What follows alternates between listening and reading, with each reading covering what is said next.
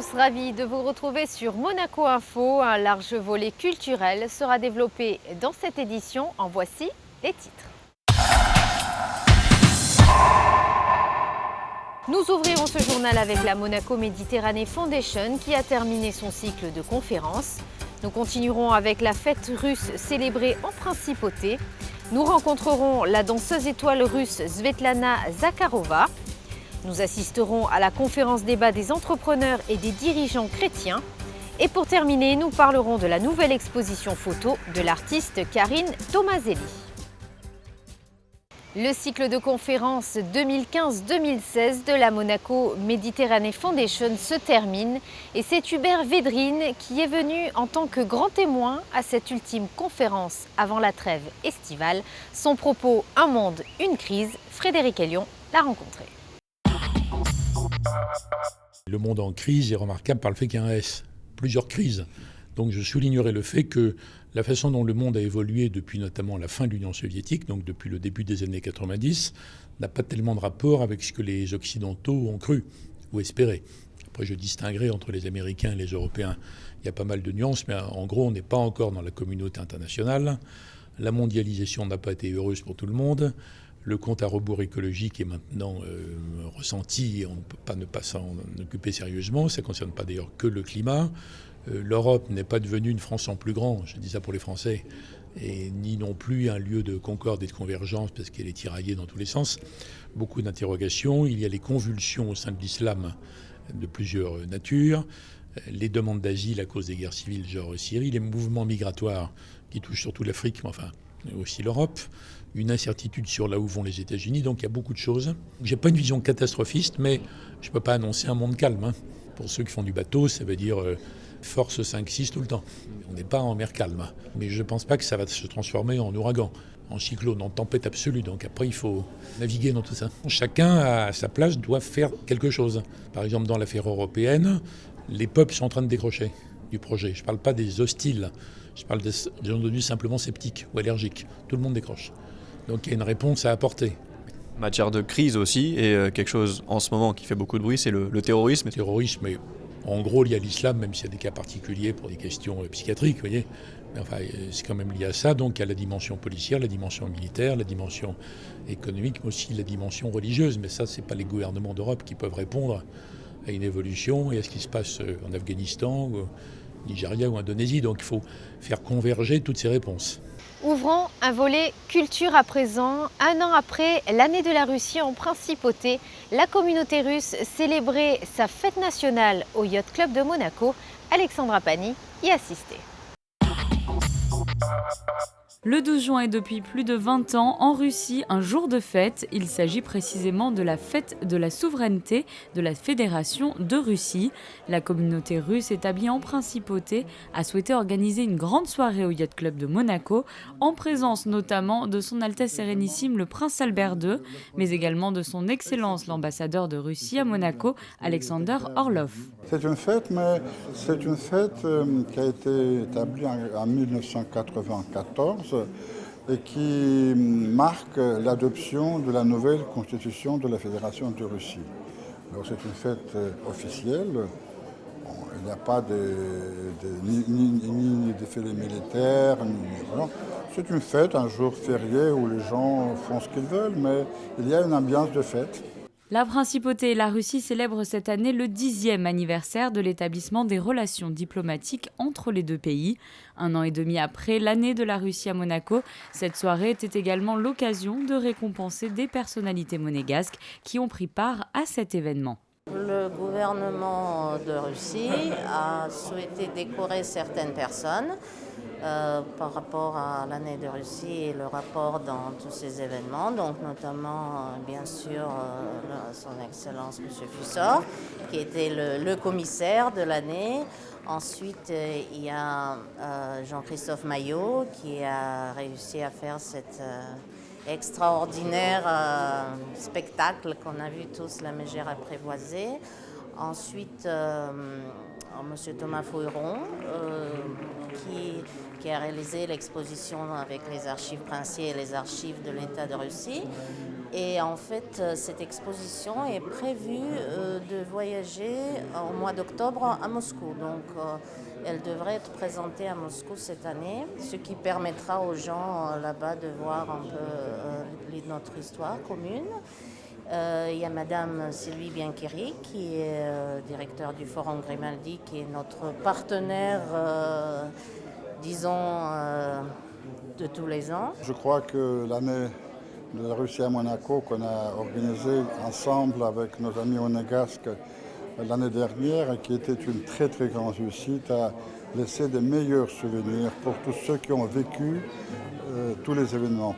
À l'occasion de l'année de la Russie, près de 150 événements ont été organisés en principauté.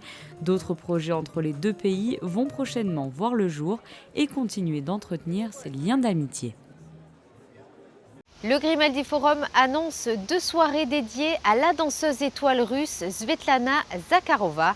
Au programme 3 ballets, 3 chorégraphes de renom. Alexandra Pani les a rencontrés.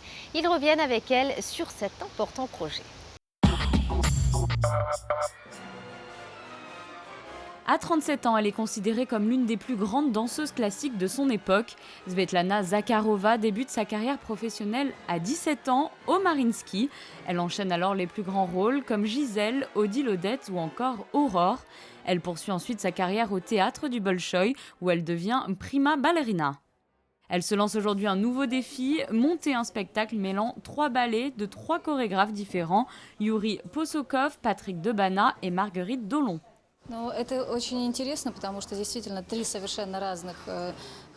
C'est très intéressant parce qu'il y a 3 chorégraphies différentes de 3 chorégraphes.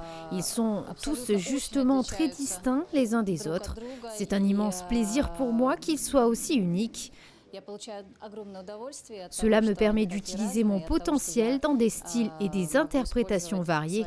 Pour le public, ce sera également très intéressant parce qu'il va pouvoir vivre 3 histoires différentes à l'occasion d'une seule soirée.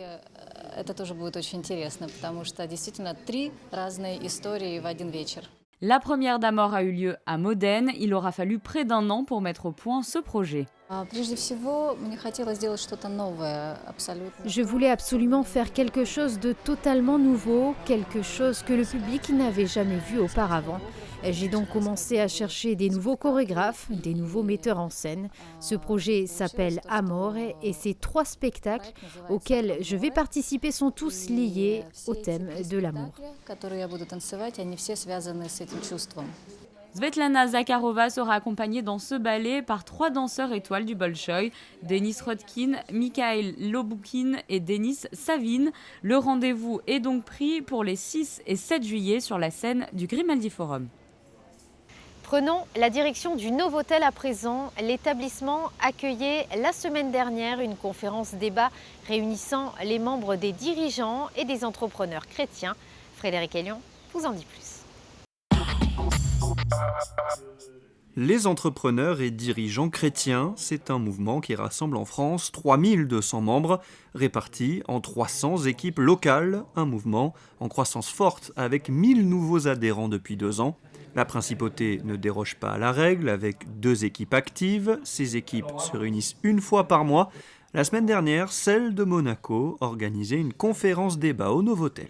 L'idée, c'est de permettre aux chefs d'entreprise chrétiens de faire l'unité entre leur foi et leur vie de chef d'entreprise. Ces équipes se réunissent 1 fois par mois autour d'un conseiller spirituel qui peut être un pasteur, un prêtre, pour 3 choses. Prier un peu, échanger beaucoup et puis aussi étudier la pensée sociale chrétienne. On est dans un monde où la plupart des chefs d'entreprise sont en quête de sens et je pense que notre mouvement y répond en grande partie. À Monaco, on a créé des équipes depuis l'année 2004. On en a créé 3. Aujourd'hui, il y en a 2 très actives qui sont des équipes composées de chefs d'entreprise, mais aussi de cadres dirigeants. Il y a aussi des artisans, des gens qui sont entrepreneurs individuels. C'est vraiment le spectre, si vous voulez, des membres des EDC très très varié. Tous les ans, des thèmes de réflexion sont proposés. Pendant les 2 prochaines années, les membres des EDC vont étudier la pensée sociale chrétienne et notamment la préférence pour les pauvres, le bien commun, la subsidiarité, des thèmes qui leur permettent au quotidien de mieux gérer leurs entreprises. Et dans le reste de l'actualité, une soirée de gala dédiée à la remise du diplôme de l'ambassadeur de bonne volonté 2016 avait lieu à l'hôtel Hermitage. Le professeur Nadir Saoudi, chef de service de cardiologie du CHPG, s'est vu remettre ce titre honorifique par le souverain. L'événement était organisé par le Monaco Ambassadors Club, entouré de ses membres. Rappelons que le professeur Saoudi est également membre de l'Académie nationale de médecine et fondateur de l'association monégasque de lutte contre la mort subite. Revenons dans le domaine de la culture avec cette exposition dénommée Belles Dames, une vingtaine de portraits dédiés aux femmes qui s'illustrent dans leur engagement. Les détails dans ce reportage. Depuis 2009, son travail photographique vise surtout à présenter des contraires, des inverses et des oppositions. Aujourd'hui, Karine Tomaselli présente sa nouvelle exposition Belles Dames. Il s'agit d'une vingtaine de portraits de femmes azuréennes qui s'illustrent par leur engagement. Lampa, Action Innocence ou encore La Maraude, de nombreuses associations monégasques qui sont représentées. C'est une exposition qui a démarré à Nice lors de la journée des droits de la femme. La mairie de Nice cherchait à mettre mon art photographique en valeur et je fais beaucoup de photos d'architecture et de nature et je me suis dit que ce n'était pas un sujet pour la journée des droits de la femme, donc j'ai décidé de mettre d'autres femmes en valeur et je suis partie à la rencontre de présidentes d'associations, donc des femmes qui donnent du temps pour des causes. La IAP de l'UNESCO Monaco a vu cette exposition sur Nice et m'a invitée à continuer l'aventure ici. Donc je suis partie à la recherche de présidentes d'associations monégasques et voilà, et elles sont toutes là au complet. Sa technique de travail consiste à photographier ces femmes épaules dénudées, véritable symbole du soutien. L'œuvre est ensuite redessinée à l'ancienne. Je ne les connais pas. En général, je rencontre le modèle, on papote 5 minutes, on se met à rire. Très naturellement. Ce qui est peut-être pas évident pour toutes, c'est que je leur ai demandé de dévoiler leurs épaules et elles l'ont fait volontiers. Et donc ça crée une certaine intimité. La séance photo dure 10 minutes, même pas, enfin voilà. On prend un café après et c'est fini. Chaque tableau vendu permettra de reverser 20% à chaque association respective. L'exposition Belles Dames est à découvrir jusqu'au 24 juin prochain. Et refermons ce journal en musique. Ce lundi soir, Éric Le Rouge se produisait sur la scène du Théâtre des Variétés. Pour son concert de fin d'année, le guitariste était accompagné de son groupe et de ses élèves. Le récit de Jérémy Ballester. Hey baby, take a walk on the outside and the color girl. C'est en compagnie de ce groupe Princesse de Nuit qu'Éric Le Rouge s'est produit ce lundi sur la scène des Variétés. Ce concert, c'est surtout l'occasion de mettre en avant son association Athéna Artistes Associés.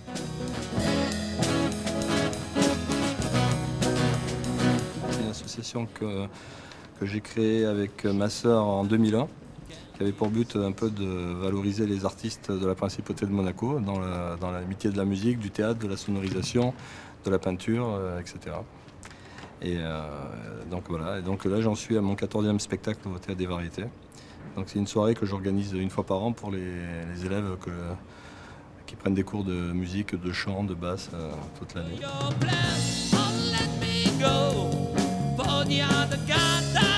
Ce concert est surtout une juste récompense pour le travail fourni tout au long de l'année. On voit un peu tout le travail qui a été fait pendant toute l'année en privé, et là on concrétise en spectacle. Bon, après ça demande tout un travail préparatoire, donc on fait des répétitions dans plusieurs salles différentes. Et ce lundi, 3 de ses élèves l'accompagnaient sur scène. Souvent c'est une première fois pour eux de se produire en spectacle devant un public, devant leurs parents. Donc il y a beaucoup d'émotions, ils ont un peu le trac. Et puis après, souvent ils prennent beaucoup de plaisir et Et après, ils ne s'en lassent pas parce que bon, l'applaudimètre, c'est un peu la nourriture des artistes.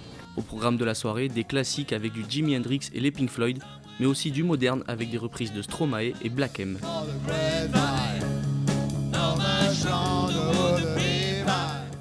Vous connaissez l'essentiel de l'actualité monégasque, place à la météo pour ces prochains jours.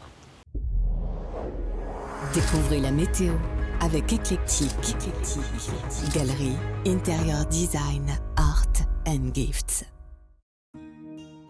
Mercredi, ciel incertain avec de la pluie par moment et des températures allant de 20 à 23 degrés. Jeudi, le temps restera maussade avec un mercure identique à la veille. Vendredi, une belle amélioration avec l'apparition du soleil et un thermomètre très agréable. Et enfin samedi, davantage de soleil le matin que l'après-midi avec une maximale de 24 degrés. Vous avez découvert la météo avec Eclectic, Galerie, Interior Design, Art and Gifts. C'est la fin de cette édition, merci de l'avoir suivi. À présent, retrouvez une émission spéciale dédiée au 56e Festival de télévision de Monte-Carlo, présenté par Christine Datomel et Sandrine Nègre. À très bientôt sur Monaco Info.